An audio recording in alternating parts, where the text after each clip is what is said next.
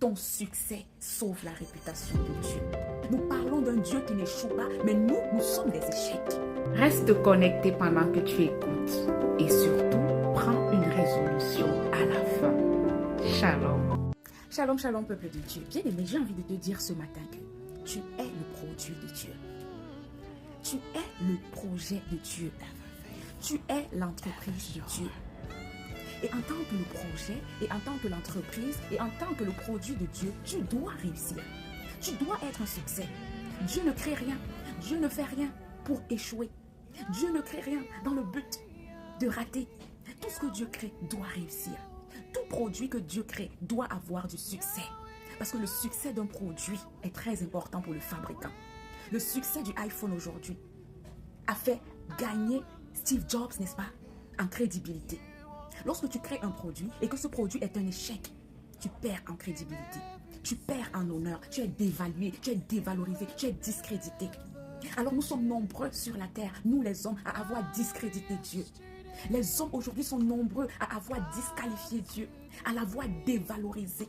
Ce qui fait en sorte que lorsqu'on parle de Dieu aujourd'hui, des gens, il est devenu comme un nom répugnant. C'est à cause de nous. C'est à cause de nous les hommes. Parce que nous sommes des échecs généralement. Nous parlons d'un Dieu qui n'échoue pas, mais nous sommes des échecs. Nous parlons d'un Dieu qui est grand, mais nous demeurons petits. Nous parlons d'un Dieu qui est fort, mais nous demeurons faibles. Lorsqu'un cafard passe, nous sommes des premiers à fuir. Lorsqu'une souris passe, nous sommes des premiers à fuir. Alors que nous prêchons, nous parlons d'un Dieu devant qui personne ne résiste. Bien-aimés, ce matin, Dieu a créé les oiseaux pour voler. Les oiseaux volent. Et à cause du fait que les oiseaux volent, la réputation de Dieu est protégée. Dieu a créé les poissons pour que ces poissons nagent. Le fait que les poissons nagent, la réputation de Dieu est conservée. Bien-aimé, ton succès sauve la réputation de Dieu. Ta réussite sauve la réputation de Dieu. Mais ton échec le discrédite. Et tu sais pourquoi tu échoues? Parce que tu sors de ta source d'existence. Aussi longtemps que le poisson respecte les lois de sa création, il va nager. Aussi longtemps que la graine est plantée dans la terre, elle va donner un arbre. Mais si tu prends la graine et que tu la déposes sur un carreau, même pendant 10 ans, la graine va te regarder. Elle ne deviendra jamais un arbre. Aussi longtemps que tu respectes les lois de ta création, bien-aimé, tu seras un succès et Dieu, sa réputation sera sauvée grâce à toi. Mais à partir du moment que tu sors, à partir du moment que tu viens tester les lois de Dieu, à partir du moment où tu viens, tu dis, bon, je teste un peu la loi si elle est vraie, je veux vérifier sa véracité. Bien-aimé, tu vérifies toi qui pour vérifier que ce que Dieu dit, c'est ça. Bien-aimé, mais voyons, tu veux vérifier la parole de Dieu, mais tu te bases sur quoi pour aller tester qui? Dieu. Ah, quel toupet. Bien-aimé, aussi longtemps que le poisson reste dans l'eau, bien-aimé, il sauve la réputation de Dieu. Aussi longtemps que toi, tu restes à la source de ton existence. La source de ton existence, c'est qui? C'est Dieu. À partir du moment où tu ne te déroutes pas, où tu ne t'écartes pas de la source de ton existence, bien-aimé, tu deviendras ce que Dieu a dit. Tu n'auras pas besoin de prier tout le temps. Reste juste à la source. Les oiseaux n'ont pas besoin de prier pour s'envoler. Le poisson n'a pas besoin de prier pour nager. La graine plantée sous la terre n'a pas besoin de prier, d'intercéder, de jeûner pour devenir un arbre. La seule chose dont elle a besoin de faire, c'est de rester connectée, de rester sous la terre. Aussi longtemps qu'elle obéit à la loi de sa création, elle va donner un arbre. La Bible nous dit dans Genèse chapitre 1 verset 26, puis Dieu dit, faisons l'homme à notre image, selon notre ressemblance, et qu'il domine sur les poissons de la mer, sur les oiseaux du ciel, sur le bétail, sur toute la terre et sur tous les reptiles qui rampent sur la terre. Bien-aimé, Dieu t'a créé, Dieu t'a fabriqué, tu es son produit. Il t'a créé dans le but de dominer sur toutes les autres créatures. Il t'a créé pour dominer la création sur la terre. Mais pourquoi tu ne domines pas? Pourquoi le serpent te fait fuir alors que tu as été créé, n'est-ce pas, pour dominer sur tous les reptiles qui rampent sur la terre? Pourquoi tu as peur du serpent? Pourquoi tu as peur du mille-pattes? Pourquoi tu as peur de la baleine et autres? Parce que tu ne respectes pas la loi de ta création. Parce que tu n'es pas connecté à ta source qui te permet, n'est-ce pas, d'avoir cette domination, cette autorité en toi. C'est la raison pour laquelle tu ne domines pas. C'est la raison pour laquelle tu es un échec. parce que tu ne respectes pas les lois de ta création. Bien-aimé, ton succès sauve la réputation de Dieu. Lorsque Dieu dit, mon ami, ça devient une loi. Lorsque Dieu parle, ça devient une loi. Et tout le monde doit se soumettre à cette loi. Même Dieu lui-même n'est pas au-dessus de sa parole. La Bible dit que Dieu veille sur sa parole pour l'accomplir. Il veille sur ce que s'il a dit que tu dois réussir. Il ne peut pas dormir jusqu'à ce que ce qu'il a dit puisse s'accomplir. Pas à cause de tes beaux yeux, pas à cause de, je sais pas, du fait que tu jeûnes, tu pries, tu parles de Dieu. C'est pas ça. C'est à cause de son nom, à cause de sa réputation. Il est Dieu. Il doit mériter ce nom. Il doit mériter le fait qu'il est Dieu, le créateur et le propriétaire de tout l'univers. La Bible dit à l'éternel la terre et ce qu'elle renferme, le monde et ceux qui l'habitent. Pourquoi il est le propriétaire de tout? Parce qu'il fait tout pour garder ce titre, tout pour garder sa souveraineté.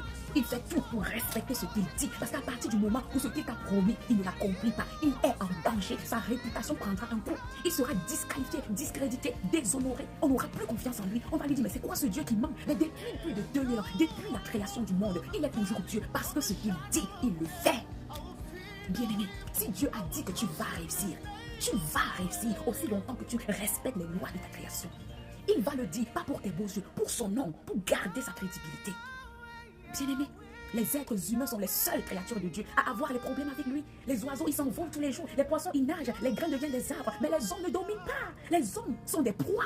Alors que vous avez été créés, nous avons été créés pour dominer, pour être des prédateurs. Mais nous sommes des proies parce que nous ne respectons pas les lois de la création. Bien-aimé, Dieu a pris un grand risque quand il a dit « Créons l'homme à notre image ». Quel risque? Nous sommes la marque de Dieu. Nous sommes la signature de Dieu. Nous sommes l'image de Dieu. Il a pris un gros risque. Il a pris son nom. Il a déposé sur nous. Alors lorsqu'on échoue, on ne peut pas imaginer la déception que Dieu peut ressentir. Lorsque tu échoues, tu ne peux pas imaginer. Tu portes une grande marque. Lorsque Steve Jobs fabrique le iPhone 16, il a pris son nom. Il a tout pris. Il a mis sur ce iPhone. Sa réputation, son image, sa notoriété. Il a mis sur ce iPhone. Bien-aimé, quand ce iPhone rate, quand ce iPhone échoue, bien-aimé, c'est un scandale pour Steve Jobs. C'est un scandale. Il perdra en crédibilité. Lorsqu'on va se connecter partout, on va dire, ah, les faux iPhone, Steve Jobs, tu ne connais pas. On va l'insulter partout. Si sa marque ne réussit pas, c'est pourquoi Dieu, les gens vilipendent son nom n'importe comment. Les gens l'insultent, le dénigrent, le minimisent à cause de nous les hommes. Parce qu'on est bizarre. On est tout sauf ce que Dieu voudrait qu'on soit. C'est pourquoi les gens se permettent d'insulter notre... Oh, ils se permettent d'insulter notre Dieu. Mais c'est de notre faute. Nous ne voulons pas marcher comme Dieu veut. Nous ne voulons pas rester à la source de notre existence. Nous voulons tester les lois de Dieu pour vérifier leur véracité. Nous voulons dire, bon, quand Dieu dit, pourquoi attendre le mariage pour faire l'amour? Non, je vais tester un peu de le faire avant le mariage. On veut tester. C'est pourquoi on est chaud. Et les gens nous entendent parler de lui. Ils se rient de nous. Ils se moquent de nous. Ils se moquent de notre Dieu. Nous devons demander pardon à Dieu. On ne s'est jamais moqué de Dieu lorsqu'on regarde un poisson. On ne s'est jamais moqué de Dieu lorsqu'on regarde les arbres. Mais lorsqu'on regarde les hommes, on se moque de Dieu. Tu parles d'un Dieu riche, d'un Dieu à qui l'or et l'argent appartiennent. Mais toi-même, tu es pauvre. Tu n'arrives même pas à payer le transport, à payer ton loyer. Mais tu parles d'un Dieu à qui l'or et l'argent appartiennent. On parle d'un Dieu qui guérit. Mais nous sommes ceux-là qui avons tout genre de maladies catastrophiques. On parle d'un Dieu qui délivre, mais nous sommes nombreux à prononcer son nom et à être possédés. Bien-aimés, nous devons changer. Nous devons retourner à la source. Nous devons retourner à la case départ. Bien-aimés, retournons à nos racines. Retournons, n'est-ce pas, à la source de notre existence. Dieu a dit, il s'est parlé à lui-même quand il a voulu nous créer. Il a parlé à la mer quand il a voulu créer les poissons. C'est pourquoi les poissons ont respecté cette loi de la création. Et c'est pourquoi jusqu'à aujourd'hui, les poissons, ils nagent. Eux, ils n'ont aucun problème. Et Dieu, quand il voulait nous créer, il s'est parlé à lui-même. Ça veut dire aussi longtemps que tu restes à la source de ta création, aussi longtemps que tu restes attaché à Dieu, tu vas réussir, tu vas accomplir ce pourquoi il t'a créé. Bien-aimé, ce matin, je prie que nous retournons à la source.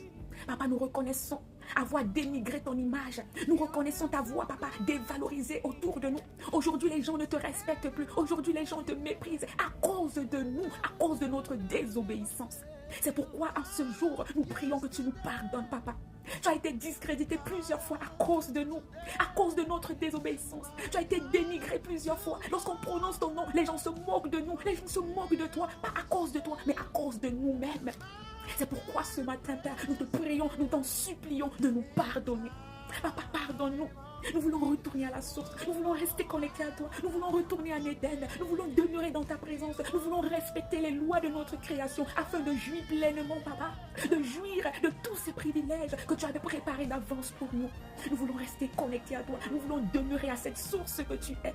Parce que tu as dit que aussi longtemps que nous restons attachés à toi, nous allons porter du fruit.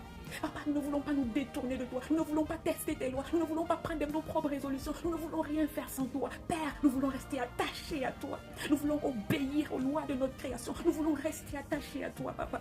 Afin de sauver ton image, afin de préserver ta réputation, afin, Père éternel, de te crédibiliser autour de nous, même au milieu des païens. Nous voulons que ton nom soit honoré, Papa. Pardonne-nous et aide-nous, Papa, à retourner à la source au nom puissant de Jésus-Christ. Nous avons ainsi prié avec foi et action de grâce. Amen, amen, amen.